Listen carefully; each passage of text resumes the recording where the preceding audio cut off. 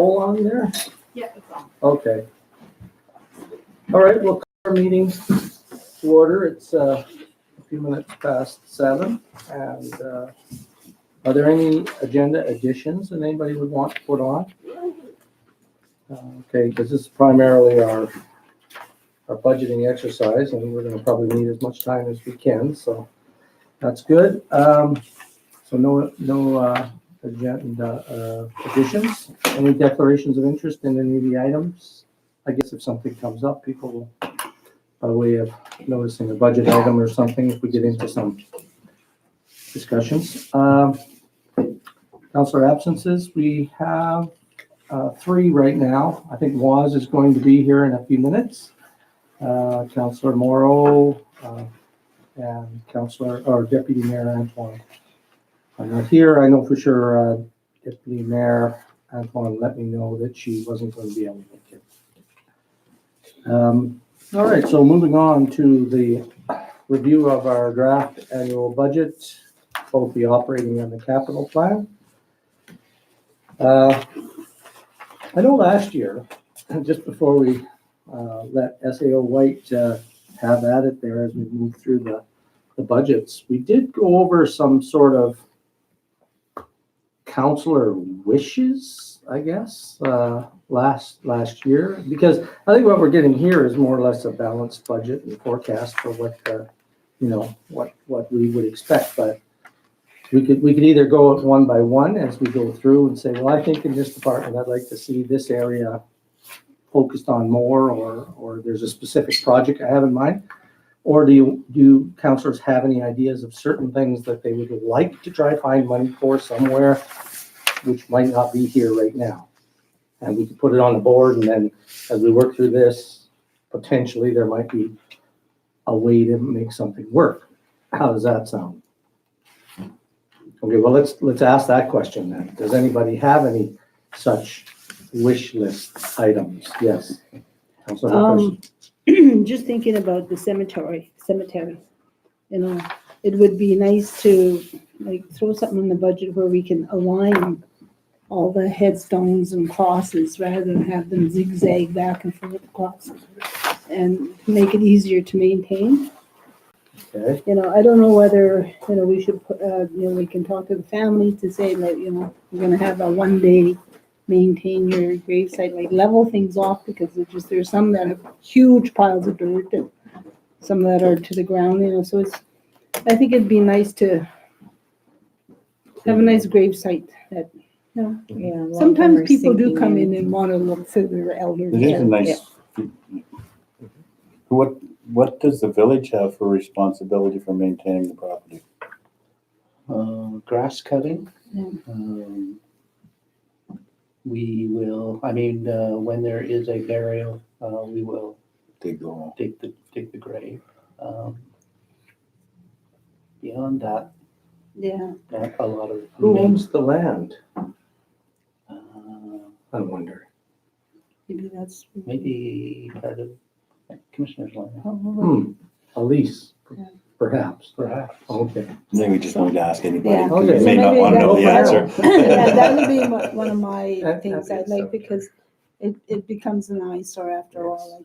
I go down there and it's just, A beautification program maybe, too, like the fencing. Sort of but cleaning it's it up. just, yeah, and cleaning up and organizing. maintaining it. Right. Okay. Any other items that councillors would like to see? Yes, Councillor Rowe.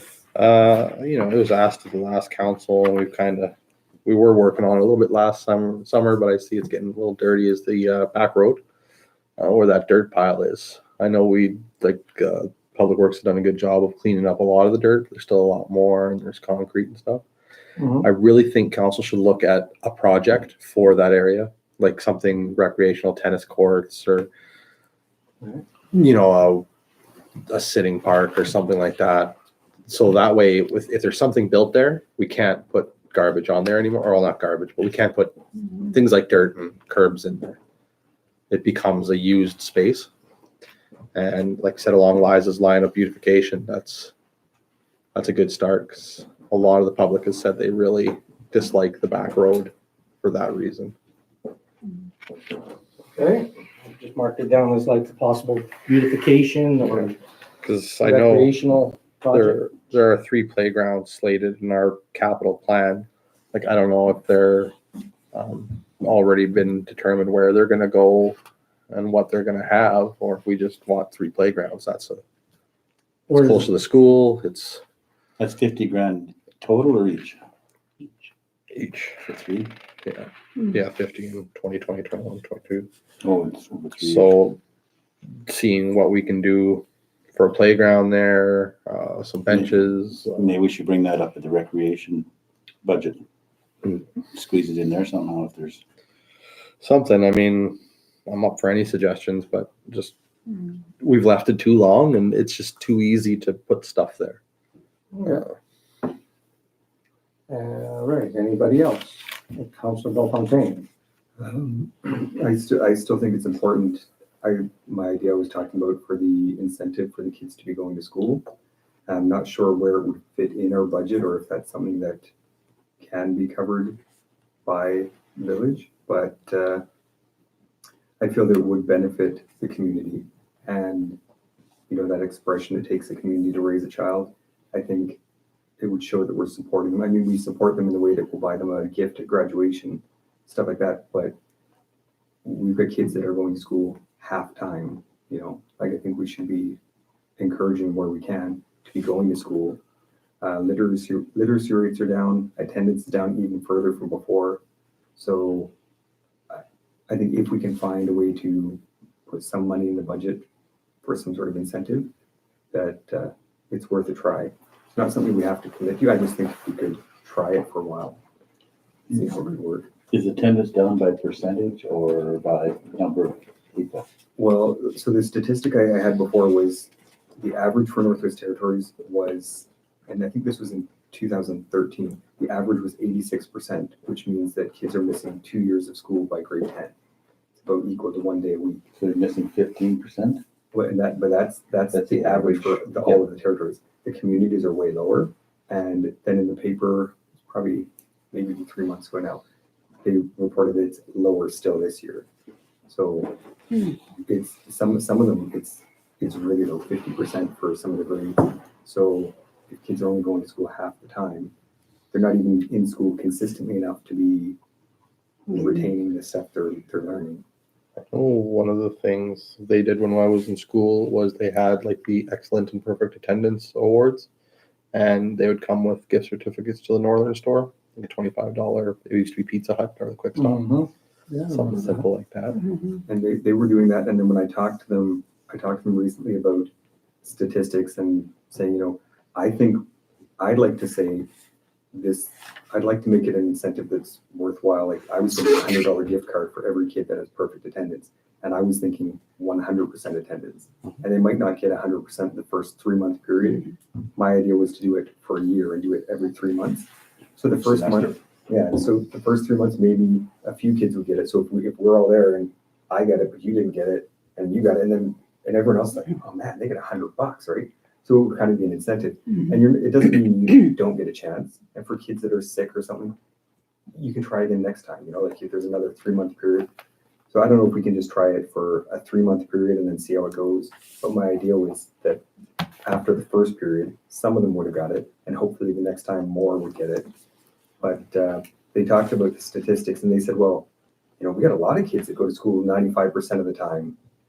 And then they clarified their definition of going to school is if they're sick and the parent calls and says they're sick, that counts as attendance, which to me, for the purpose of this, I want, like, from my thinking, I want bodies in the school. Like you're at school with your peers, with your teachers. That's what it used to be. And and that way, we're just trying to encourage people to be in school and actively participating.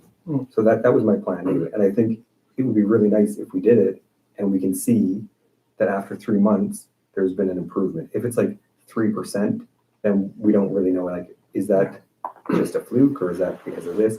But if it's a substantial increase, then we might want to look at doing it again, or maybe some businesses would want to get involved. But I feel that we tap out businesses. We ask them to do everything. But the village, I think, people pay their taxes, it would support everybody's kids. I don't know, I just think it's something that we could do. So there's that, and if we can think about how that could work, I think that would be nice.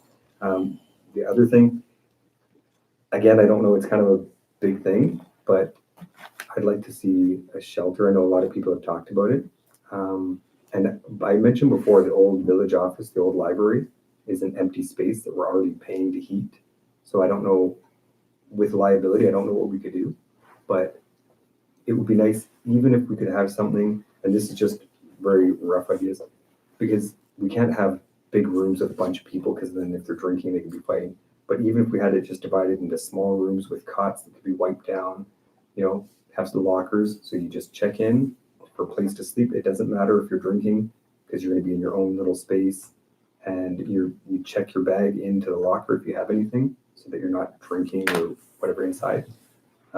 We don't want to turn people away, because if you turn them away for drinking and they're outside in the cold, I know it's just an idea if we can maybe look at options for that, and then a dog park if there's anyone in town for that. It's kind of a big wish list, but Is by the ball diamond where the old beer garden used to be, is that too small of an area for a dog park? Because it's already fenced. Yeah. And they don't use it. Yeah, the only thing is somebody said that people wouldn't like having dogs down there because of, if they're going to the bathroom there, and plus where it's Well, you're supposed to pick up there. supposed to, Yeah. It's not gonna happen down there though. and plus where that's a very public space too. We got people coming from other communities that would be there to play baseball or something. And so I don't know what other people think of it. I think any space, and that's a space we could try, and then if it's not working, we could always move it. But I don't know. It's just there. The fence is there. Well, I've seen lots of people down there with their dogs, okay, without the fence. What's the fence gonna gain us? well, most places like in Yellowknife, I took pictures one time when I was there. I should have printed some up, but they have one behind. I don't know what it is, like the arena out by the pool or whatever there. They got a building, and there's a dog park behind there. It's completely fenced in, and they've got the signs posted that tell you the rules of using the dog park. And if your dog isn't good with other dogs, you have to have them with a muzzle. You have to be with your dogs at all times. You can't just leave them and take off and let them play by themselves in there. You have to pick up after them, and they supply bags there, so somebody goes by and empties the garbage and stuff. How big an area? It's actually really big over there. It looks like it probably was a ball diamond before, maybe even two. It's quite a big space. We'd have to scale our Yeah. project. And here, I don't know if we'd have a whole lot of people that want to use it, but it's a good way for some people, especially with all the new puppies that we're getting in town, for people to socialize their dogs with other dogs, and just a space where they can let them off leash to run and get out their energy instead of all over town, and people still do. Okay. Yeah, well, I wrote down both there. Under somewhat of the contribution budget, attendance incentive and the homeless shelter options, if, there are ways that, I know in Yellowknife, the city does contribute to the homeless shelter. And as far as attendance, I think that school budgets are based on attendance. Their funding is driven by the amount of students that they actually have in their school. And if kids aren't going to school and they're dropping out, then the school funding goes down, and education will have less money even to fund the programs. But the school population is going down over the years. Every Naturally, year, yeah. the population is less, and that's not because the kids aren't going to school. Our population is less, we have less students going to school, Yeah. and that is a big deal to us. Yeah. That's a big deal to us in Fort Simpson. So Councillor Rowe? not that I'm getting off track, and I apologize for that, but is that something that we should be going to the DEA with? Like, does the DEA have any hand in trying to push for better attendance? Like, what do they do? Shouldn't we be going to the actual DEA and saying, what are you guys doing to Yeah. fix this problem? Before we start just throwing money at it, say, look, what are you guys doing to fix it? And pressure them to, Invite them to a meeting. or, whatever, or see what they do. And, that might be the first step, because if, Yeah, we and I don't know, we got two step people on here, their so I'm trying toes. not to. Well, the thing is, I'm on DEA, and I know that we're pretty limited. I mean, we meet we meet once in a while, have our meetings. We don't have a lot of time to get into things. We're not, we can't really tell the teachers what to do. And I know whenever we bring up anything to do with attendance and anything at the school, bullying, whatever, people say, well, it's the teachers. We need better teachers. They should do a better job. And then other people say, well, it's the parents. The parents have to do a better job. And so it just goes back for the people blaming each other. But I thought rather than worrying about who to blame and teachers, I think they're doing a good job. They're excited when they start the year and they're wanting to. And sometimes we have new teachers that are just coming to the community. They're so excited. They're like, I'm going to do a good job. I heard the attendance rates are down, and they're excited about it. But then they get discouraged because parents can't be bothered to get their kids up. If they don't want to go, it's like easier to say, just stay home then. Or kids that see their parents. I mean, I see it a lot. A lot of people that take time off, and they're like, well, I'm entitled to this many days off, and I'm going to take them. I'm entitled to this many sick days per month. I'm not going to work today. And maybe it's because it's a small town. I just see it more. Maybe because I worked at the health center. I don't know. But I feel that sometimes it's maybe not setting a great example, adults, But I just think doing it this way, we're giving the kids a chance, even if their parents don't want to wake them up. If the parents can't be bothered to get them up or can't be bothered to fight with them, the kids have an incentive now for them to go. High school students, if you're maybe your parents were out drinking all night, but you want to get your $100, you're going to go. Some parents of the little kids, they might see the $100 as a bonus for themselves, and that might be their incentive to send them. I don't know how it will work out. Right. But Invite their superintendent over for a meeting sometime. That's what I would like to Let's see. move on. Okay, Yeah. Councillor Hassan. Thank you. I think, the DA, they are working really hard on this issue, and the DDC also, the superintendent. I just came from a DA meeting. We work hard on it, but it's not only one department's responsibility or job. We all together, we should be helping all the community members here and the kids, regardless to the village or the DA or LKFN.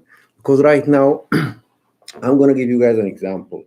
LKFN is supporting the school and the kids they have a program called Light On program, which they participated in that program and they funded that program. And that program is kind of like occupying the kids weekend plus Aurora College and the LKFN and they're working on a different program together. So it will be something. It will be really good as a village that we are concerned with what's going on, and it's not going to cost us a lot as a village. Like the idea, I think it's better if you write it down so we can know what we're gonna spend the money in if we have money. Another thing which I'm gonna talk about another issue. I noticed we have a budget line for donations.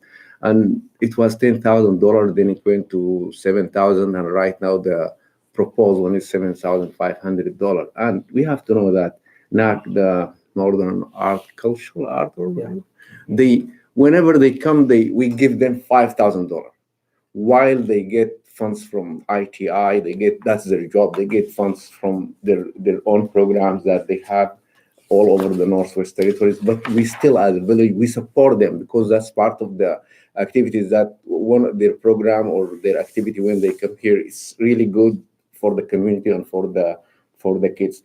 The DA also, in the DA, we give them the gym to have the shows there, and sometimes they use the rec center or whatever. So we are all together in this issue. It's not the DA's responsibility, so we just gonna lift our hands from there, or it's the village responsibility. And all these things we don't want to see. We don't want to see our youth, the kids that outside doing like get distracted with other bad choices when we can help with little dollars or few dollars that we can help them to go on the right direction. I believe that's what Troy's idea is. So if we invite the DA, we are all on the same page. We are the DA. So. And the superintendent is going to come and tell you guys, I'm working and fixing on the education system. I want to get better teachers. I want to get better programs. And they're really working hard, honestly. DA working hard, the DDC working hard. You guys are working harder, but we all together. So I think it's a good idea. We should support that. And in that issue, also the 7,500. I prefer if it's going to be more than that, because 5,000 is going to go to NAC. Mhm. Thank you. I know there's a restriction on the total amount of contributions that any city, town, or village can put in their budget, but it's quite large. It's actually 2% of your total budget could potentially be given away as contributions. But, you know, taxpayers might have something to say about that, I guess. So anybody else have any particular items that they want to see included? Yes, Mr. Morrow? Pardon me? Zoning? Do you mean work on community planning type issues, or? Yeah, like maybe throw a little bit of money at it, throwing roads down, cordon off certain areas for residential, light industrial, commercial. Right, so revisiting, I guess, our community plan and Yeah. doing some community planning, okay, well, that, we do have some continuing funds in there, don't we, for community planning? We actually had some earmarked for last year, but we never got to doing it, so good point, yes. I have another Councilor thing. I Hassan? don't know where it's going to fit. You know, when a few years ago, when the village started changing the water system and have the curb stops, they destroyed or they demolished some of the sidewalks. So I don't know where is that, but I have seen in so many areas that their sidewalks are broken or there are no sidewalks, and the reason is we destroyed it. So I think we should fix it, and that's going to cost us money. I don't know how many areas. And Did yours ever get done? no, No, that's an old one, that yeah, well, front there, it's- that should have been it's- done long ago. as long as next year we're gonna start the chip sealing in the town. So how are we gonna deal with chip sealing area and we have broken? See, that was sidewalks? chip sealed, and then immediately thereafter, they came in with the big hole. They It's dug a great big hole there, and that's why that great big hole is there now. not It's only because- one place. It's No, so it's many not. places. But they're in front of your place or beside this hardware store there. That's why. That was caused by a leak in there, Yeah, I think they dug it up. and then everybody walked away. Our sidewalk or curbs and all that were gone. Street is a great big dish there. and Yeah, That should be Sidewalk fixed. to the health Okay. center. yeah. Yeah. Oh, that one I'm gonna talk about it. Okay, I'm gonna and get I upset. think like that I'm not sure, the SAO will let us know if those kinds of things are already operationally within the budget of Public Works or not. Any other items? You may think of others as we go through. I just wanted to bring up two really quick ones, and I don't know if we'll be able to incorporate them or not. It's I'll just call it keeping safe. And by that I mean there was a program that we used to fund reflective bands, armbands.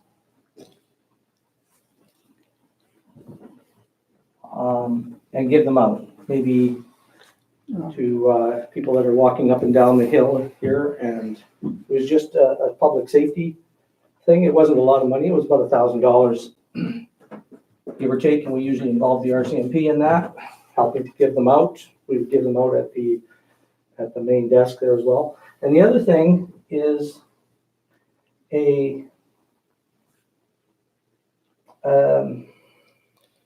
call it cold weather Patrol. patrol, where if it's below a certain temperature, I'll just, for argument's sake, I'll put -35 below, that we either work with partners who are already out on the road or help with our own bylaw department to do some extra patrols around the community so that nobody freezes to death. Yes.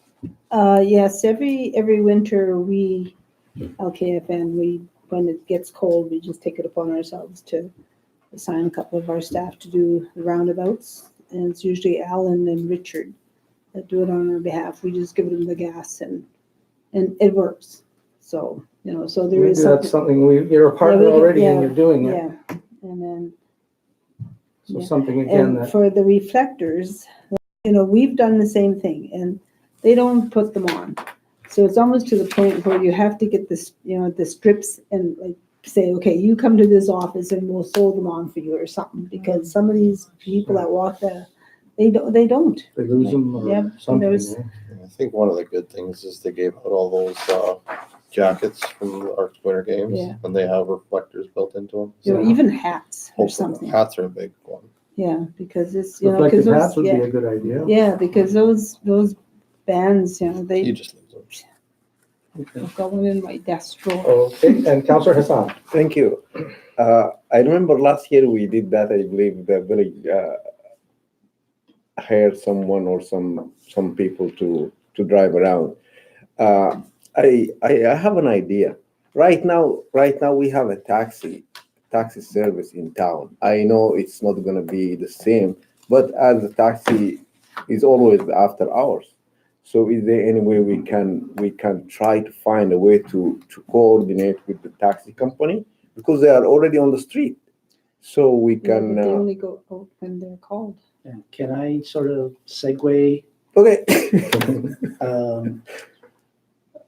Mr. Antoine has asked to be a delegate at our meeting next week, and I think he wants to talk about that very issue with the council, so. Okay. Okay.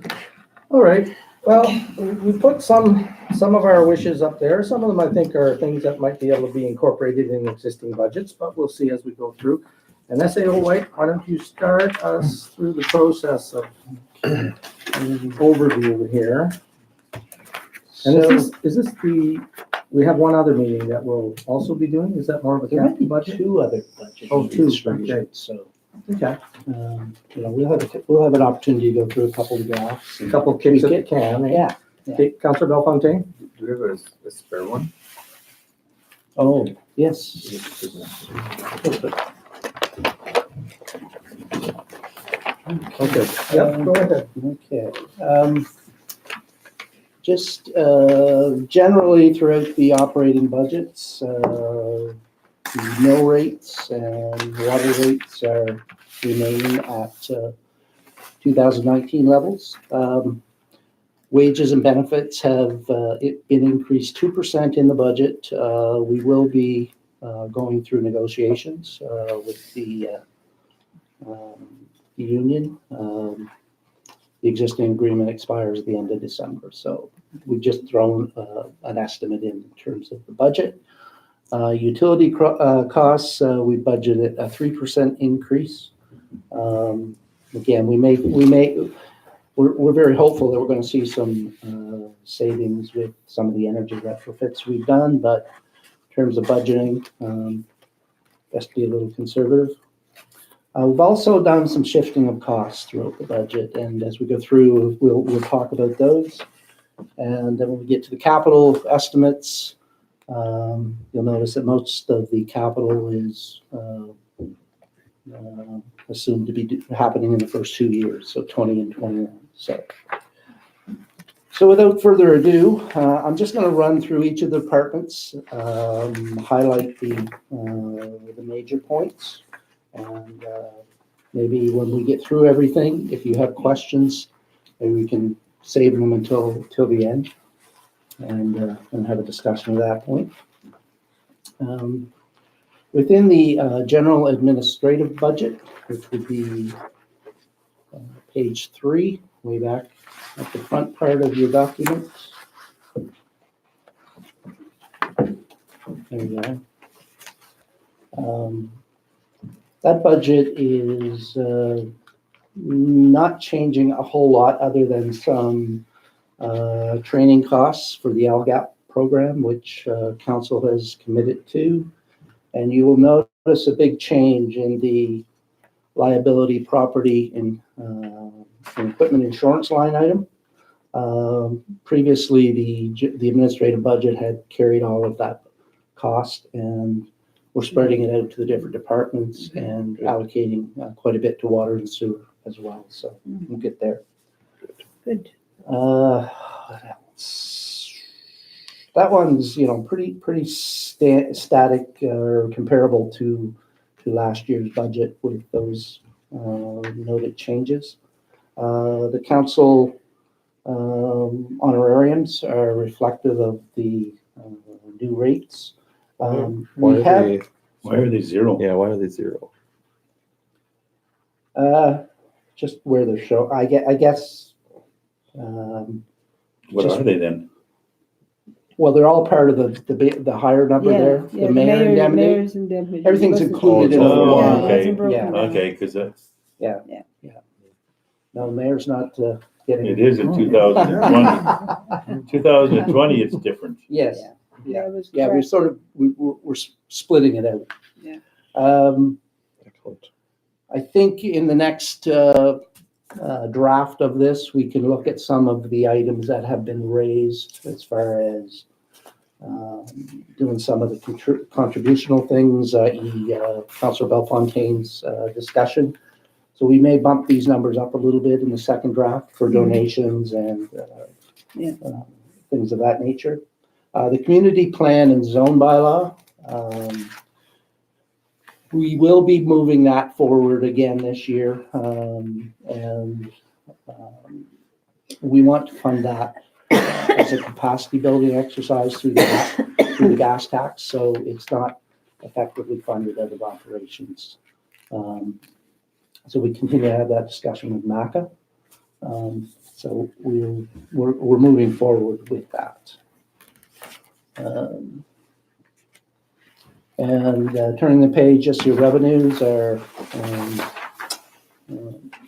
pretty much on par with last year's estimates.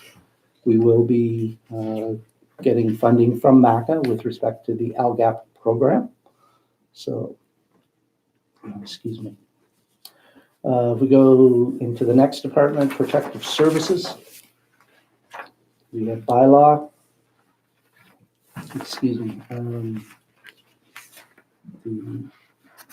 The costs are, the budget amounts are based on, Revenue. less than a full-time equivalency for the position. We now have a bylaw officer that is doing a 25-hour-a-week rotation for the village and focusing primarily on outside animal matters and or bylaw matters that are outside. So, Yeah, Councillor Rowe? No, just to back up a second there, for the fire department, I guess we're still in revenue, so probably out of turn. Has there been any indication on whether we're gonna look at a position for fire chief or anything? I know we've been talking about it. Would you rather wait till expenses? well, I guess some of my discussions with the fire chief are that there's no immediate plans to leave. So there's nothing, I guess, pre-planned in terms of a full-time fire chief. So we have nothing. Nothing at this point, no.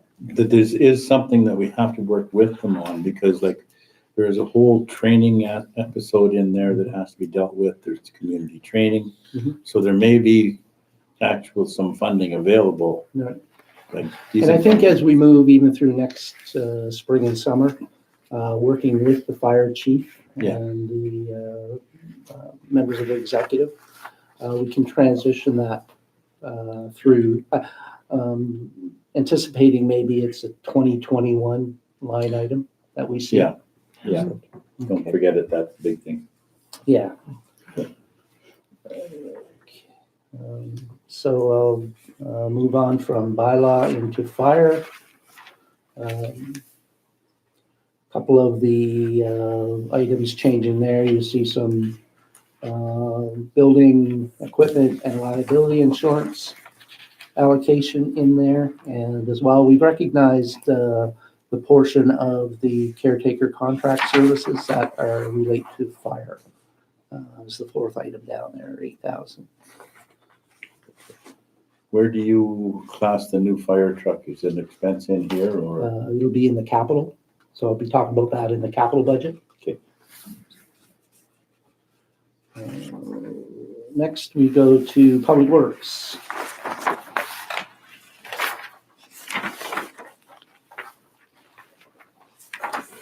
You will see a decrease in the wages allocations for Public Works over prior years. And what we've done is we've recognize that there is a portion of the work Public Works do that is related to water breaks and sewer breaks and things of that nature. So we have moved some of the costs over into the water and sewer.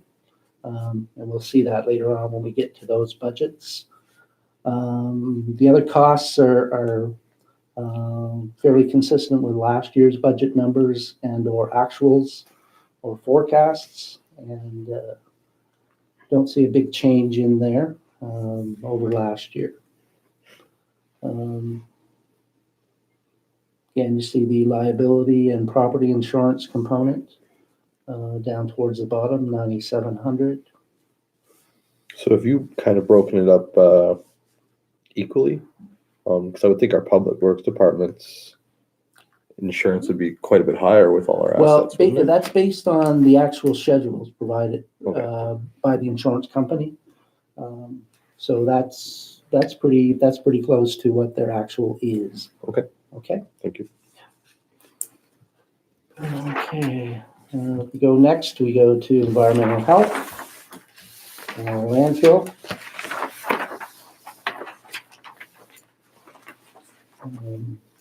Revenues, garbage collection, and tipping fee revenue are stagnant. It's probably some area that we need to give some attention to next year in terms of tipping fees, particularly, and see if we're consistent with other municipalities in the north. There may be an ability to generate some additional revenue, so we're going to look at that. It'd be good if the way we were generating the extra money was by providing extra services. You know, like you say, if you're getting rid of contaminants that people actually want to get rid of and willing to pay to get rid of, and we already have people handling it, then it's more money for us and not that much more work, right? Exactly. Within the expenditures, again, we have our allocation of, that's primarily liability component of the insurance. And under the disposal services, we have our garbage collection contract, which we did earlier this summer. And in the short term, we're going to look at having a discussion for compactor service on an as and when basis. But we've yet to have those discussions, and we'll look at that for a short-term solution. And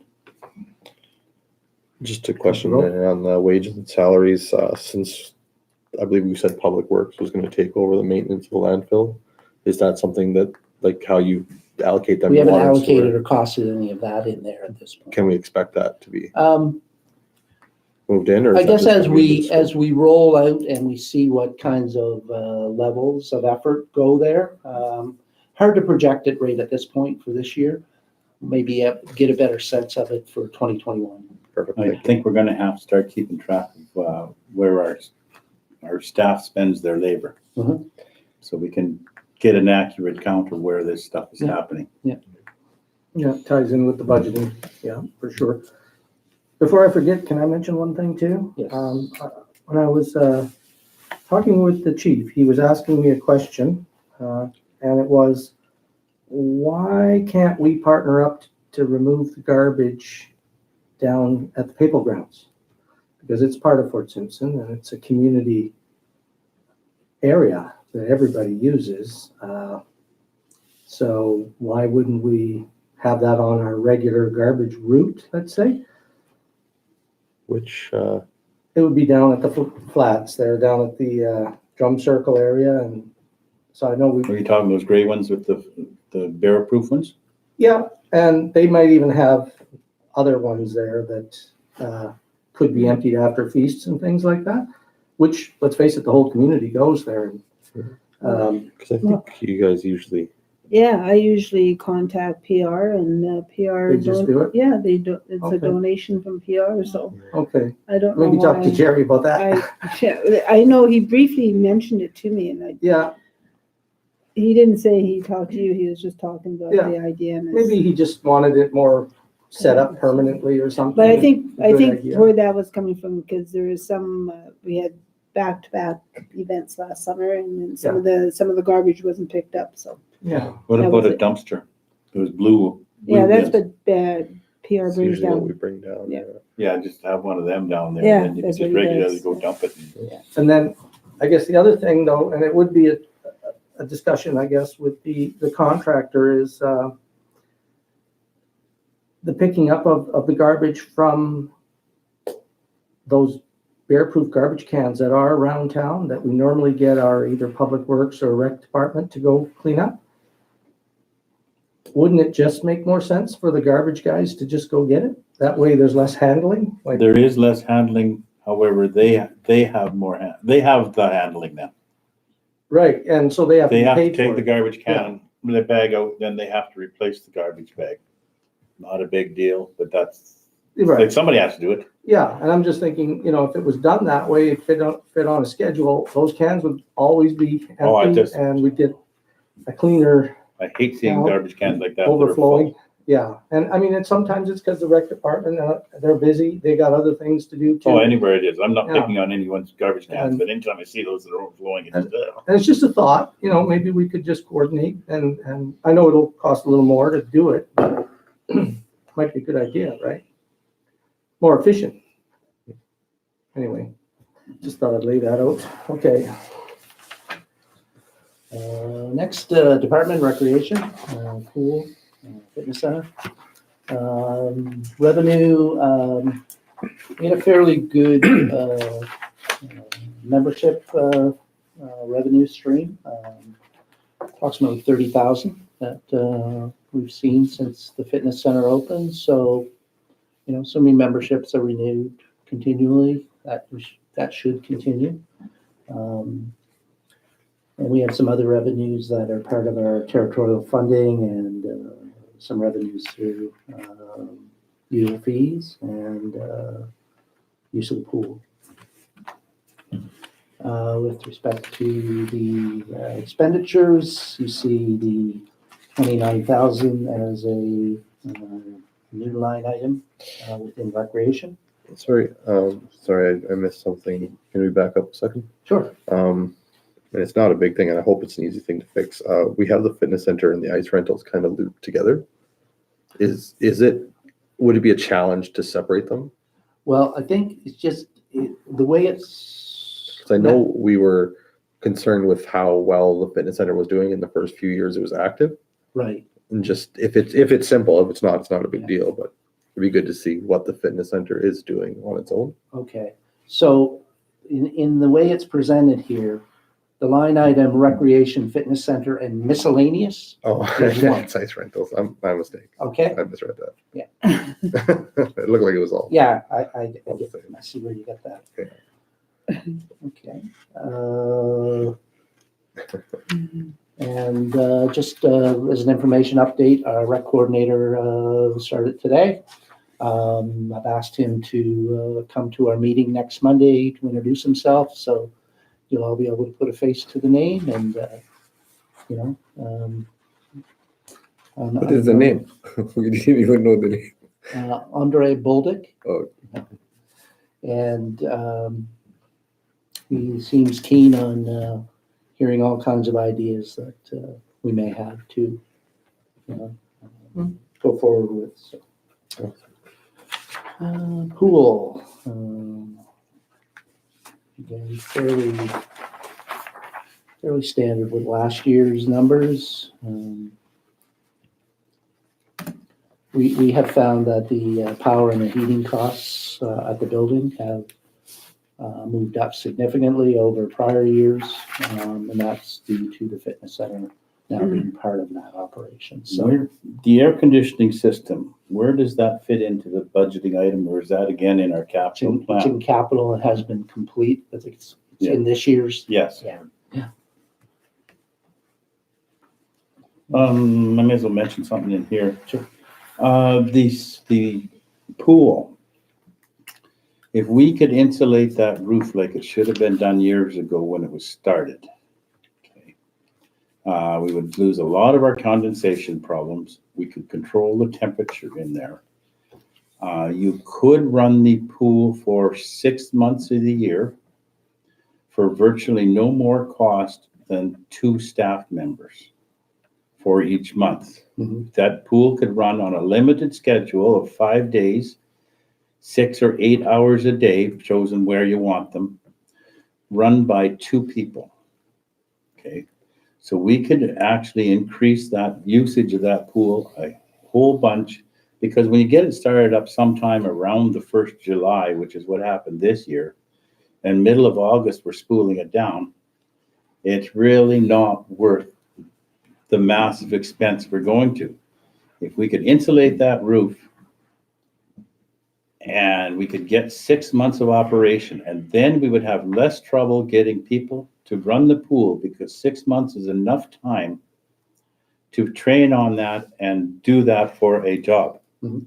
There's lots of people, I'm sure, would love to take the winter off and work 6 months in the summer and take the winter off, or switch to a different portion of our needs. I think that's something we should seriously consider here. Taking that a little further, do you think there's any appetite to look at the feasibility of opening it year round? The cost, well, we still heat the building, correct? Yeah, the fitness center is still going, so that But we have to heat that swimming pool area anyway. we do tone it down a bit. In the winter. Yeah, But still, there's a level. I am open to that thoughts, but I think the minimum we should be able to operate that is 6 months. If we could get 8 or 10, that's fine. I'll stand out for December, January, and February, or January, February. I'll walk Probably the not. fence on that one at this Okay. point, but I think we should definitely extend the use of that pool tremendously by insulating it up. Councilor Rowe? I mean, I'm with Daryl, on an all-year school, or pool. I'm messing everything up today. But I do think we really need to look, and one of the beautiful things about Fort Simpson have always said is everything's kind of free here. You know, you want to go to the gym, there's free gym time, there's free badminton. Anywhere else, there's a cost associated with anything you want to do. I think if the trade-off for an all-year pool is there has to be a revenue stream of more than $225. You know, so if we are going to look at an all-year pool, we do have to look at an actual cost to use the pool. I think that's the only way we can offset that. You can't, no recreation facilities pay their way. They don't pay their way, but you can kind of offset that extra 6 months. You can justify it by the. You know, you can lose 6 months and break even on the next 6 months by charging, like if you want to use the pool, it's so much this day. Like we have to pay a full-time salary. We have to pay. User pay. So there has to be, it can't just be a drop-in thing. That's the only trade-off with an all-year pool, I think. Yeah, well, we can have some discussions and get more feedback from the public too. That's another thing. We should have a public meeting. pretty Oh, I've soon. heard from the Yeah. public on that Yeah. one. I These can give kind you a of couple of ideas- feedbacks on that Yeah. one already. You know, they generate interest and one of the things I always wondered about was, well, optimally, right now, what is it, the amount of time the pool should be open? Like, what are we usually aiming for? You say it was only open for about a month and a half or something this year, or what has been, like, what is the normal plan? Is it I'm not sure how June long it was 1st open, just didn't seem yeah, very it long. didn't seem long. I don't know. It was, we were attempting to get the pool full around the first part of May. It took a little longer. I think we opened somewhere around the first week of June. And we were going up until a week ago Saturday. So Yeah. we did extend it this year. And you are right. The way the building is structured now, it's not damn cold. good practice to have it open when it starts getting cold because of the condensation. So Would be something in our capital plan, we can look at insulating the roof and extending, right? That's, Yeah, I would think that's, well, the money you spend on these things, we may as well utilize it more than right. the months of time. Okay, yeah, good point. okay, so Okay.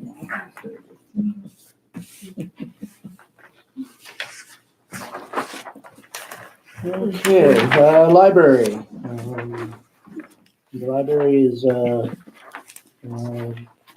budgeted pretty much on last year's with funding from GMWT.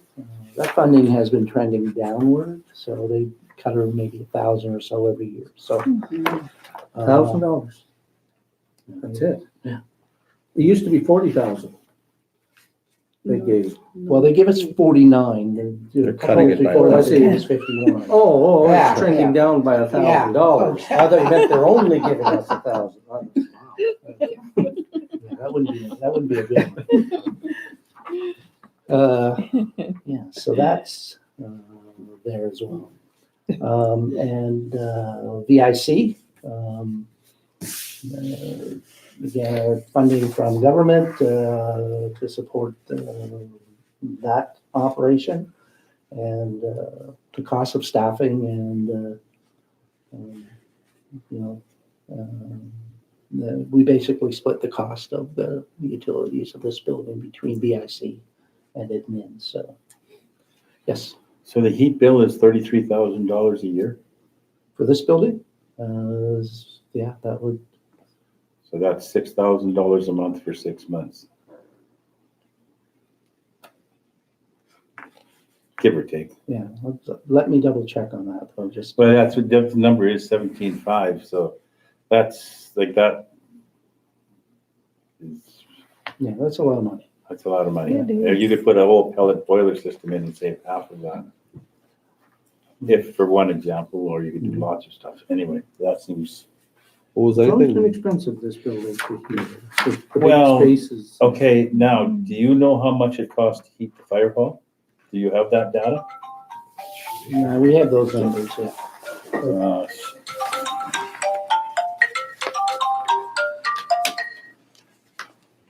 Sorry about that. But it is a ridiculous heating system in there, in that it's running, and it's the same heating system. Mhm. It's running continuously. It is ridiculous, and it's the same problem. That heating system's costing 3 times what it should. And my guess is this heating system is inefficient enough for whatever reasons. It's costing 3 times what it should. And to our benefit going down the road, we won't be in here. Then you'll never market this to anybody. Yeah, right. Okay, I'll forget by then, right?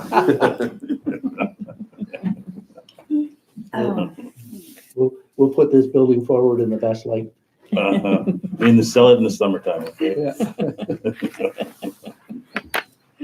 Okay, so that's VIC. We have some land expenses and some revenues that flow through. And finally, our fiscal. Leases on some of our equipment have been paid off this year, so we don't have any of that interest. And we just, part of doing business with the banks is always costly, so. Okay, then we get into water sewer. Again, the revenues are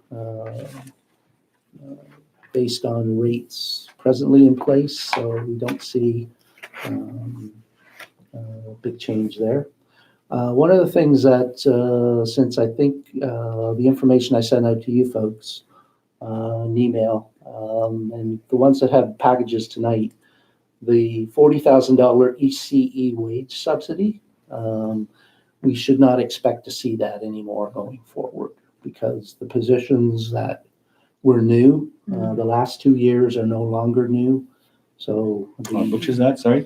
There's an ECE wage subsidy of $40,000. Okay. So that's not part of our revenue stream going forward. So Do we have it for 2020? No, Because it's listed in there. yeah, pull that out. That's got to come out. So it's 1810. Yeah, 18. Okay, I see. So in the water treatment plant expenditures, you see wages and salaries, and you also in public works allocations. those are allocations of all of the staff in this building. 80% of our utility clerks' wages go to water sewer, and there's also a component of public works. Which is where it's supposed to go. Perfect. Okay, and again, you see the 21,000 for the insurance components in there. We have our truck water service contract, some other expenditures along there at 402. And the sewage treatment plant. Again, we have wages and allocations and insurance allocations, which bumped that budget up a little bit over last year, about $45,000. And so one of the things we're wanting to do is to put the water and sewer budget, have it more closely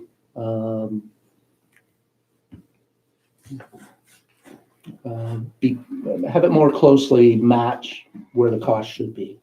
And by doing that, we're able to start reducing this huge surplus that gets generated every year in water and sewer that, MACA has questioned over the past number of years about that particular surplus.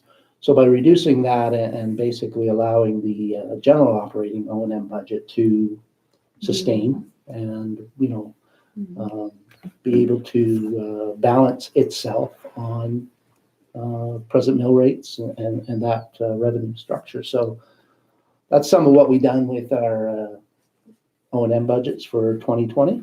So, Go ahead, Kirby. sorry, back to this, we're splitting up the budget or the costs in this building to everybody. That goes to all departments. You've spread out all, Insurance? no, the insurance, your operating costs. You've added that in here, admin and PW allocations of 22,000 for Yeah. sewer treatment plant. Yeah. You've done that for water treatment water. plant, public works, the Yeah. rec society. Yeah. Okay, So they've all got their they've portion. all got, Portion. yeah. So, real quick question there. When we generate a surplus in the water and sewer accounts, Yes. and MACA says, well, that's a surplus. If we put that into a reserve, how do they view that? As long as the money's actually there. Yeah, they want to see those reserves actually Yeah. have cash in them That's right. and not just booked. Right. So that would be fine with them. Yeah. Because we don't really have reserves set aside for any of our major infrastructure. Well, Starting. we're gonna start seeing But it we're flow gonna start. through starting in this year in our capital plan. So we'll see that as we Okay. go through. So I'll leave the operating budgets. So in other words, you're saying, we're gonna start doing things right. Yeah, Well, we're going to, Move in the right direction. Yeah, move in the right direction, which is good. so we'll leave the operating budgets and we'll move to the capital. So the capital is a 5-year plan. And, there's one other thing on the operating budget that's not in here that I wanted to ask council about. Is council still committed to the vet clinic coming back in May? Yeah. So that's about a $10,000 cost, so we'll incorporate that into the next. We've got a lot of new puppies. Was there any data on what was made versus what was spent kind of thing, or was that kind of just a wash? Here's 10. Well, they basically broke down They did. their costs for their professional services, their out-of-pocket costs, transportation, things of that nature. They did examinations and minor things on 60 animals. Yeah. And then they did, can't remember the numbers right off, but they neutered and spayed several animals as well, so. So ours role in that was kind of just as a donation, right? Like a contribution. It wasn't. Yeah. Okay. Although I think it was tied to lower cost neuter and spays. Like there was a reduction. Yeah, we saw no revenue from it. No. But it was just contribution. I would like to see that neuter and spay program enhanced. Okay.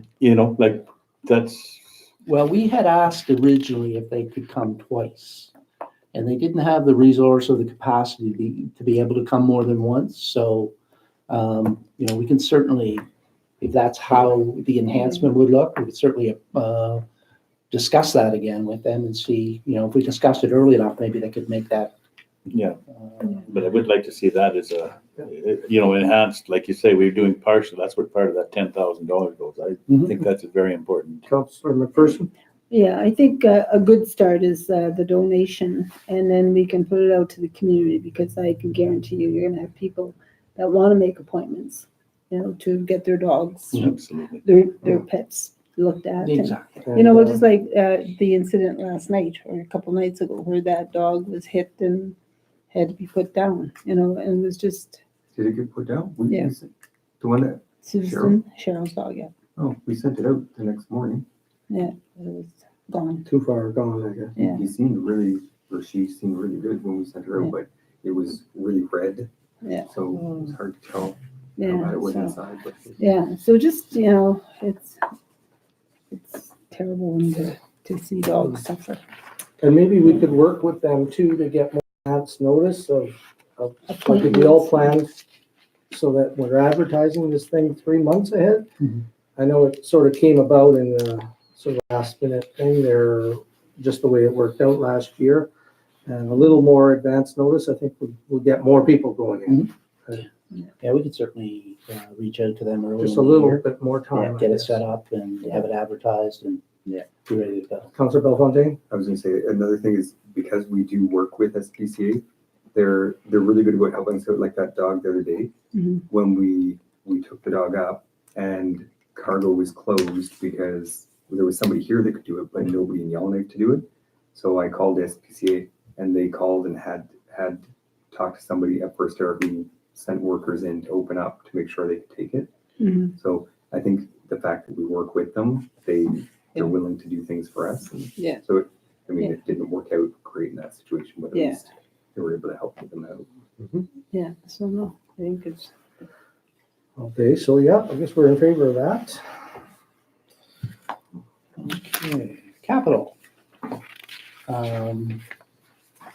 There is one change that will come through in the next iteration.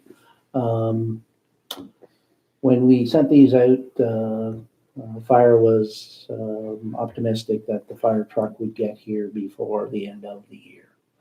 So we were carrying it in the 19 numbers for the capital.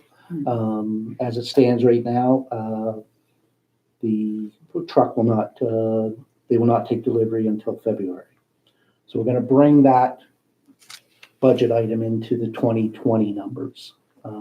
It doesn't affect any of the funding numbers at the end of the day. It's just where we show it and report on it. There is one change to the end product of the fire truck, and that is a change order.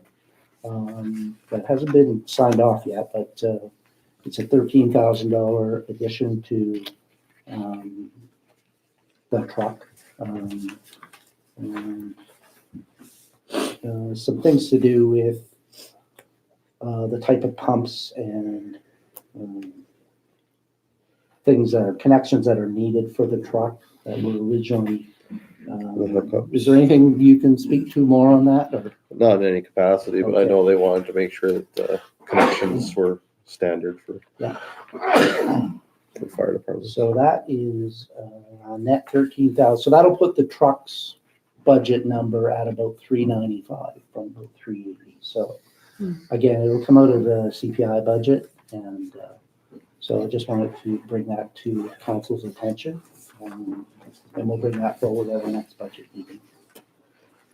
We'll go through each of these, primarily year 1 and 2, 22, 23, and 24. Not, they're way out there. But one of the things that I want to bring to council's attention is you'll see it in the summary page of what we refer to as the capital lease office complex.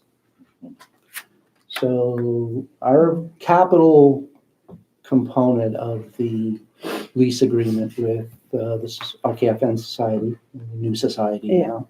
Limited company. We are paying annually $177,000 a year to be a tenant in the building. Of that 177, 116 is the capital element of our contribution. So we are funding it through the capital plan, and it'll be funded through CPI each year. The 65,000 or 61,000, that's part of the operating costs for the village. That will start showing up in the operating budgets going forward. So one of the things we've done is we looked at doing a 5-year forecast on operations because of these changes. So we're working on that. We should have something out to you by the end of the week, just to give you a reference point to look at for these things. But in terms of the capital plan going forward, that's a new number that's going to be there. And as well, the wastewater treatment plant loan will be paid out in 2024. So that commitment will come off the books. Okay. So if we flip off the summary and go to the 2021 year, or 2020 year, I'm sorry. I'm just going to run through each of the projects that are on the table for next year and how they're funded. We are going to start to utilize some of our water sewer reserve fund, which at the end of this fiscal year, 2019, will be about $1.2 million over here. Whereabouts, right? So it's the fifth column over called reserve. Oh, yeah, okay. WS. Yeah. So that balance will be at about 1.2 million starting in 2020. And so we are going to be paying our loan payment with those reserve funds. And we're also going to be paying the portion of the water and sewer underground work that gas tax, we can't go beyond the 75%. So that'll be our own source revenue to cover off that cost. That's the 313,000 on the bottom. 250, yes. Yeah. So, want me to work from the bottom up or the top down? Can I just ask a question for clarification? Sure. With the curling ring slab, that was looped into that thing that about a month and a half ago council approved. So Yeah. that's out of our hands now, and it'll be done It'll be done. when the It's contractor awarded, is and ready. when the contract is ready to roll next spring, then. I wasn't No more sure if it was delays. everything or Yeah. anything. That's excellent. So I guess I'll start from the bottom up since we are touching on the water sewer upgrades. That's a $1.2 million contract that council awarded. That'll be done next spring, summer. And that is doing a lot of underground work in around where Aurora College is and that little lane in back there where Bertetso, Oh, that shallow area. So we're digging that up and putting new water sewers down in Okay. there. oh, okay. We're also doing some work over in the area where Chris Stipdonk has had his work done. So those two side lanes are going to be done with some storm drainage in there as well to take away that water that always is pooling there. There's some circulation stuff happening around Aurora College that will help us. So these areas that we're doing underground work next year, the chip sealing of those roads will be deferred until 2021. Yes. We'll give them a year to compact and settle. Is there work to be done in Simpson Air where they have that lift station? Is that all fixed there now? Oh, it froze up. There was a few years ago, there was some problems, like he's below the sewer line. Okay. And he has some sort of a village supplied lift station in there. So that's all working fine as far as I can. As far as we know, there's no plans to do anything there. Okay. So if we go up from there, we see the curb stop replacements. Those are the items that will, on a year-to-year basis, address those curbs and drain matters that you spoke of, Councillor Hassan. So that's going to be an ongoing thing year after year after year. So, and we budget 100,000 each year for those kinds of works. Sometimes we spend it, sometimes we don't, but it's part of the plan. The other items going up through the wastewater treatment and the water treatment plan are items that have been carried forward from year to year for the last couple of years in the capital plan. So those continue to stay there. Those are curb stop replacements. Would the sewer drains that have been damaged, does that fit into that kind of area? It incorporates all of that restoration work that we need to do where we find deficiencies. So yeah, I guess yes is the answer. If we look at the fire department, we have some requests from the chief based on some needs.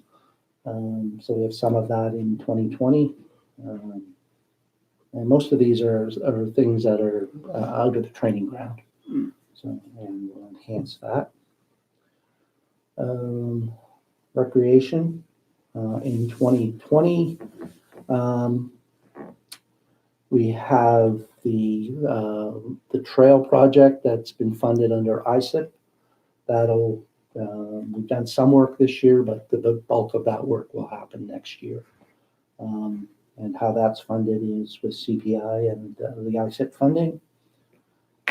We have a number of small community fund projects that some we hope to have done this year, but they're going to flow into next year. You will see a number there of 397,160 in total.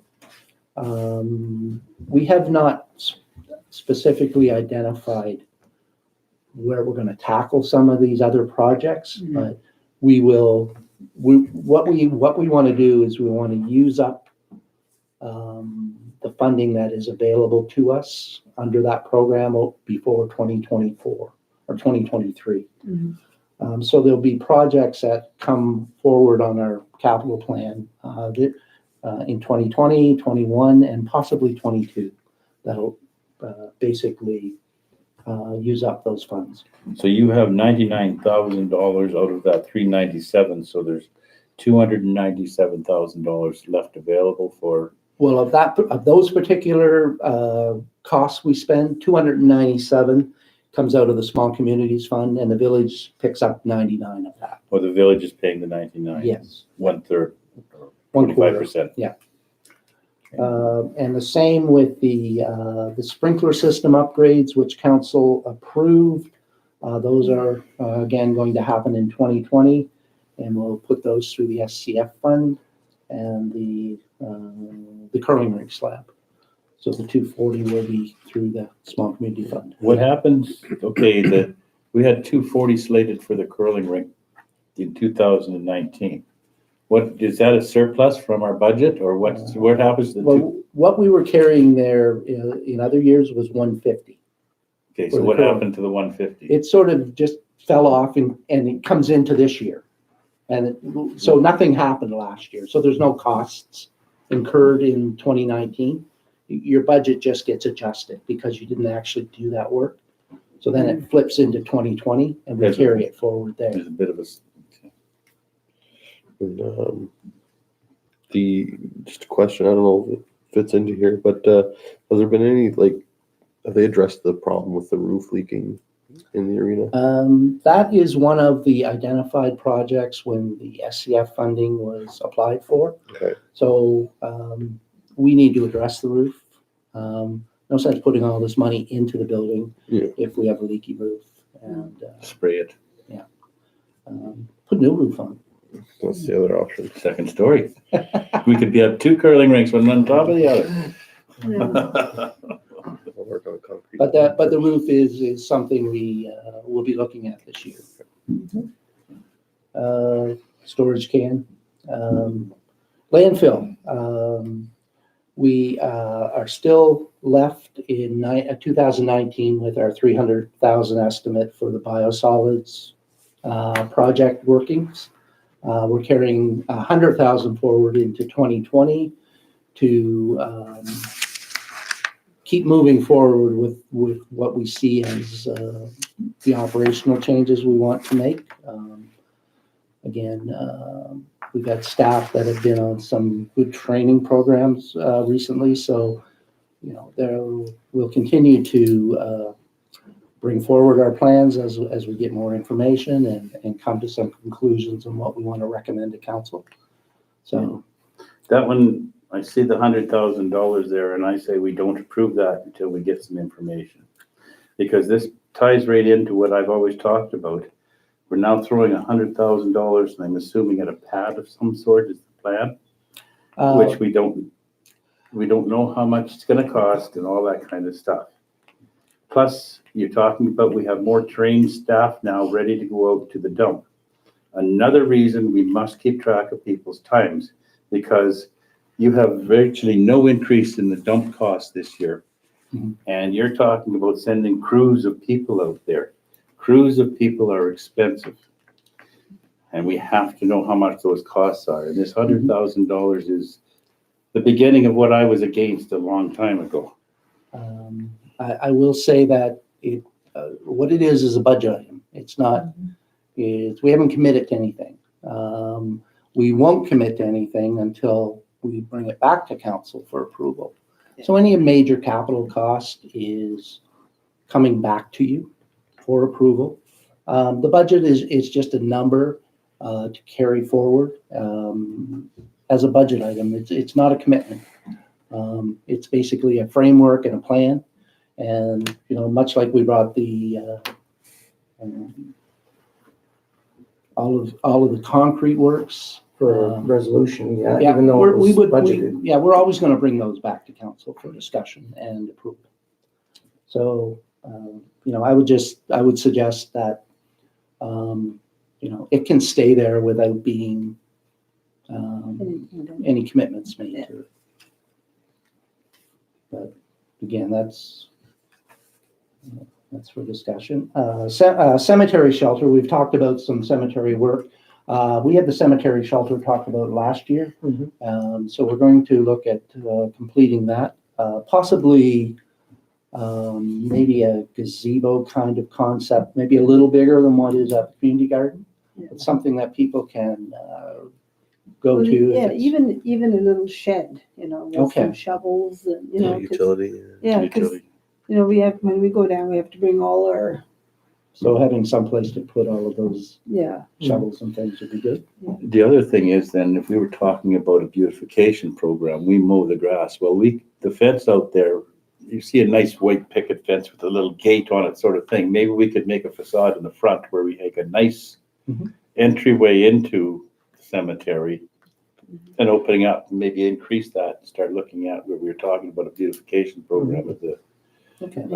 That would be, I know Fort Smith, I was looking at a proposal call they put out for a nice artist's rendition of a gate on their cemetery. Something to just make it more appealing as you go Yeah, in. because there is people that do like walking around in there. We've had Yeah. people come in to go look, to walk around. so the big project next year is the chip seal project, 2.2 million. So what will end up happening is that estimate's based on the entire community.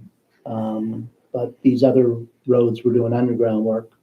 So we might only spend 2 million of that in 2020, and then we'll be carrying another 200,000 in 2021. So these numbers sort of are floating and change as we go through. And a sand shed and concrete pad at the shop. That's been on the books now for a bit.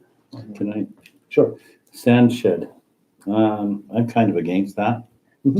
Because I think if we took that $30,000 and used it to some other projects, we could probably, I would like to see us try making a deal with transportation or Rose Construction, whoever does the sanding. Maybe we could utilize their trucks and their sand, get a rate from them. I would I would prefer seeing that stuff, on an as and when contract, because like, you get a $30,000 sand shed, it's gonna cost $30,000 to fill it. By the time you get sand and just pickled sand and all that kind of stuff in there, and I'd like to see a little more research done on that one, and I got a feeling we could probably do it using their trucks and their equipment, just to run around town once and take probably 12 minutes for them to do the. I always wonder too, like how effective sand is. It seems like you put it out and 2 hours later it's blown off the road. If we had actual small rock like they put on in Yellowknife, that stuff just digs into the snow and it lasts. And in the summer they Well, recover it even. This goes into the great round circle here where we pay the sand and the next day we're out there taking the sand off, the snow and sand off the roads. So Yeah, it's a and vicious circle. summer Okay, we we- sand today and we remove the snow tomorrow. Yeah. And then we sand the day after and remove the snow again. That's a vicious circle. Yeah. I'm thinking I am against the sand shed, period. I'm certainly open to hearing ideas on how we can control the slippy roads without using sand quite so much, and that might be, That's for another meeting. yeah, It's a public works meeting. yeah, Yeah. but yeah, good discussion there. Yeah, okay. So, as you see, of our capital plan, next year, we're looking at, with our debt payments and leases, about 5.9 million, would be our capital plan in 2020. It's big, it's a big spending. Yeah, and that's, a lot of government, funding on the different programs and, some good infrastructure investment for the community, so.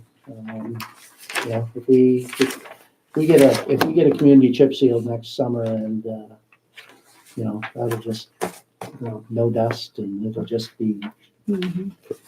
I think this is really gonna take a lot of focus here to get all this work done. And keep on track of it. Well, the good thing about a lot of the items, like over 3 million of this budget is Major infrastructure. major, and it's already committed. Yeah. Council's already awarded it, so it's ready to roll. Engineers have to do a fair amount of work over the winter with respect to the chip seal design and what have, but they're working on that now. And so, it'll be busy. It'll be busy next summer here. Have we thought into anything more on our village representative, the engineer that Kirby's talked about, to oversee the village end, or are you just kind of letting it? I'm not. It is. We've discussed it both in camera at different times about some ideas we have. I would say to council that let's let things unfold over the next 6-8 months and see what happens. In what way? Um, You know something you're not saying. Well, the only thing that is part of, the only thing that's sort of in the mix that is the negotiation of the next collective agreement and how we work through that and get to the end we want to. So it's still there and we're working towards it, so. Have we heard from the union? Well, I talked to the union last week and they seem to think they've already given us notice to bargain. So I haven't seen anything and they haven't produced anything yet. So if they've done that and if they've given us that, then that puts the brakes on some of the things we want to do until after the collective agreement's negotiated. So, but we're still working, we're moving forward. We know where we want to go to. Councilor McPherson? No, I'm not. Oh, okay, I thought you were raising your I hand. have some areas there I'd like to run through on the budget again. Yeah. Yeah, okay. We need to find a subdivision of some sort for land for sale. It's gonna take us several years to get anything developed. We have a few lots here and a few lots there, but we need to be working on a subdivision. A plan for expanding residential people so that people can come to Fort Simpson and actually buy land and build a house. So when we start the process of working on the community plan, part of that process will be seeking input from council and the community on that very question. And so incorporating those ideas and maybe identifying an area in town that is a subdivision would be part of that community plan's part of it.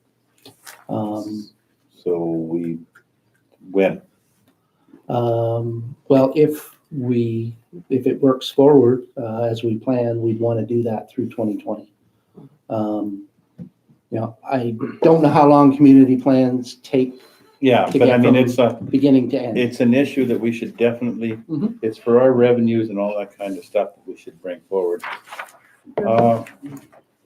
Two areas would like to talk about. One is the Public Works Department. And a big part is the equipment we have. Okay. I know we have a loader and we have a gravel truck and we have a grader. We have a skid steer loader. We have 2 street sweepers, which I believe are both broken. And we have a, what do you call that thing? The wheeled excavator that I don't believe has worked for years. And it's taking up I would say 1/4 of our shop up there. It's inside nice and warm and hasn't been used in several years. I'm gonna guess 3. I think the last time it worked was over behind the post office where the housing was going to do that. They brought it in there and did something in there a few years ago. We have got to get an inventory on the equipment we have and dispose of the stuff that's not used. And the only way we can do that is by having an inventory control system where we know how many hours they're being used. So because at some time they're economically not worth fixing. And sometimes they've got enough hours on, sometimes you see, okay, this one doesn't have any time. Why do we have it? Right. But just remember, I guess, that those are sunk costs too, because they're sunk costs. We've Sunk. already bought them. Okay. Getting rid of them doesn't change what it costs you. Well, okay, we have now got 2 street sweepers that neither one of them work, and I don't think one of them has 5 hours on it. Right. Am I wrong? Yes or no? I don't know if they're both not working, but we can certainly find out. But I mean, there's some control on the equipment we're running out there. Just running them through, they've destroyed themselves. I believe another truck, half-ton truck, got hauled out of here to Hay River. Mhm. I'm not sure where all those costs are listed because we had our back truck went out to Edmonton and cost $20,000 plus freight. I'm not sure which of our public works expenses that fits into. Vehicle repair and maintenance of $35,000. That's the only possible place that there's any discrepancy here. And we don't know what these things are costing. We have no records, and I do not see how we operate as a village without full maintenance records. I don't think we are changing our oils, and I don't think we have any records of any of that stuff, any of it. Mhm. And we have to get control of that. What else did I have on here? That's a big one that we have to get control of that. We're using $47,000 worth of fuel a year, and it's going to start again to come soon. First snow, we're going to start the complaining about everybody driving around with the equipment. And again, it's the equipment. We have no idea how many hours they're putting on it. And it's going to start, well, we're snowing now, so I expect we can see equipment out there in the next couple of days removing snowflakes. We seriously have to go through that department and straighten it up. I think that our public works should be changed a whole bunch. Because I believe we're running 10 heating systems, 10 or 12 buildings with heating systems in here. We haven't got a mechanical person on contract, and we have no contract for the ongoing maintenance of the heating systems in anything. Like I said, we got the plant, up there, we got here, we got that, we got that, we got that, and that, and they all have boiler heating systems, and they need maintained. I do not know how they're being maintained. But we should have somebody in Public Works is more a mechanical person. But I definitely think we have to go through that stuff. There's no records whatsoever, and I find that quite unacceptable. I cannot believe we do it. The other area is the Recreation Department. Wherever that is. We'll start with we went through the pool and fitness center. I think we have to go and try and expand that. Rec department, did I miss something on that one? We now have a lot of facilities in the recreation department, right? Starting with ball diamonds, working around through our rec center, or our fitness center, the swimming pool, and which? The cemetery. The cemetery. And we're talking about expanding other things. We need 2 trained people running that department. One poor person cannot run they should be running programs, and that's programs in swimming pools, in gymnasiums, or in fitness centers, in the hockey rink, the curling rink, gym, all of this. The ball diamonds, they should be doing that, and you have to be a trained coordinator for that. And I think we need somebody with, what do you call it, the body fitness training, learning about the body. No, not bodybuilding. Personal trainer. Well, people, they know how the body works and muscles, and they know how to put on a training program, so that kind of stuff. We just need more experience up in there. Because the recreation coordinator at this point, as far as I can tell, has to be a mechanical engineer also. Because they have nobody else to maintain that whole rec center except our poor rec coordinator. And I can't be a mechanical engineer and a physical fitness specialist. We did just spend $1 million upgrading the system over the last couple of years, though. That's right. Now, but I mean, that's fine. You have to do that. But then you have to maintain these things. You have to tweak them, and you have to turn them, and you have to adjust them, and you have to do that. So I would seriously think we should make a contract with somebody like a mechanical or. I think more to the point is there should be a programs coordinator and somebody that runs the maintenance side of the rec area, right? So like your recreation coordinator should be working on programming. Yeah. And your recreation facility maintainer should be cutting grass. It should be making sure the equipment's maintained. He is right. It's a massive job for one person to do, and I think that our places like LKFN and Open Skies have to pick up the slack for us because there's just no time to have good programs and keep our town looking good. So we have hired a new coordinator. I know that he wants to get together with the committee sooner than later. It's certainly both the council and the committee to bring forward what your expectations are for him, and what are some of the things that you might like to see going forward that are different than maybe what was. And so the committee is a place to start that discussion with the coordinator and get that discussion back and forth, so that at the end of the day, he's doing what your vision is as a council. And so that's what I would suggest at this point, is to start it there and see how that works. The other matters we spoke of earlier, may address some of those other issues from a maintenance and planning perspective. We also have 3 staff members who take on a lot of the ongoing maintenance matters within those facilities. They learn as they go. There's a lot of resources within the community that they can reach out to. And when we do have a failure on our facilities for any reason, there are lots of folks in the community that we call upon to address those matters for us when they do happen. We had an issue in this building with some zone valves. So, we have people that we reach out to when that happens. So, we haven't done a formal contract with any of them, but we know where to go if we run into a problem, so. But you should be doing the O&M maintenance on them rather than waiting for breakage. Like there's a big thing there. Yeah. The first complaint I have for a new rec coordinator is that the bathrooms in the fitness center stink and are filthy, and the whole fitness center is dirty. Mhm.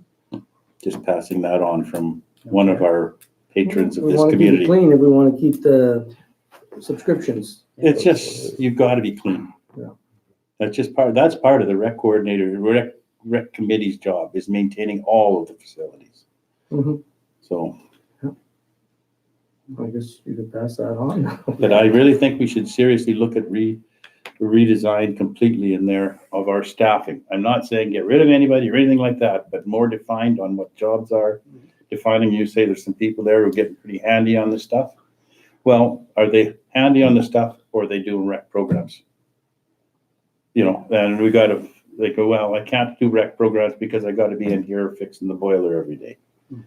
There's a whole misdirection of the staff in a lot of these areas, is my opinion. And I think we all need to look forward at that one. Yeah, and this material management system that we're going to be implementing, working with MACA, some training going to be given to our staff member that we designate. I think hopefully that will start to identify some of those things you're talking about in public works, how much equipment time is being dedicated to different activities, what is each piece of equipment costing even, and are we We doing gotta know regular that. maintenance? Private business knows that on everything they have. Yeah. We have to know that ourselves. Well, the objective is to drive costs down. That's because if you do wait till it breaks, it definitely costs more. So what you're saying is right. In other words, yeah, and hopefully we'll get closer to what you're saying here.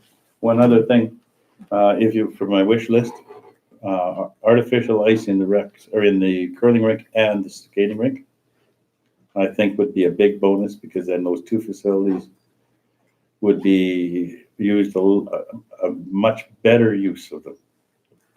As winters get warmer, it might be a problem. Well, see, the thing is that you could say, like, let's talk about either one of them. What are we, October now? Okay, you could say we're going to start curling and skating on November 1st Mhm. or October 15th. And then you can start, and you have enough season before Christmas to actually get your leagues going and get this happening. Because as it is now, you start skating on December the 1st to 2nd. You have 2 weeks, then you're off for 3. Through the Christmas time, nobody gets back till the 5th or 6th of January. So you lose that, and now you got to start your leagues because you just got a couple weeks before it ever got going. Whereas if you could have it going, have your Christmas break and then keep on going, and then you could say in March, we're going to have playoffs. That's when the playoffs are, is all through March, and we have the last game April 1st, and we turn the plant off. You would have full seasons instead of this. Like the curling, we never quite finish the season. It just kind of falls to an end because you never know which week you're done, and hockey's the same. They can't book a March tournament, no ice. And I think that would be a big enhancement for the village and to improve our recreation facilities. End of my comments. With the cost too.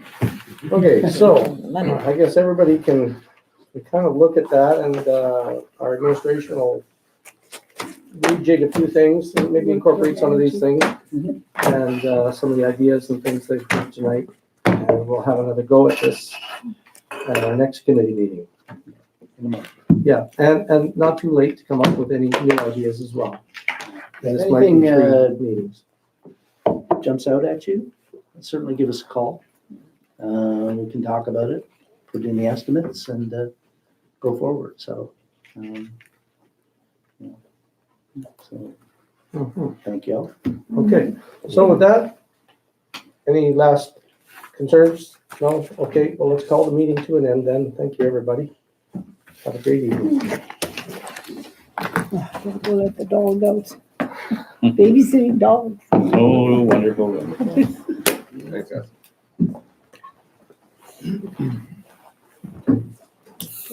Not too bad.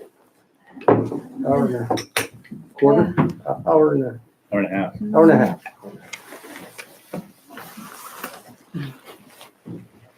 I didn't bring any water, that's why I wasn't talking much. Don't give her any more water. Yeah.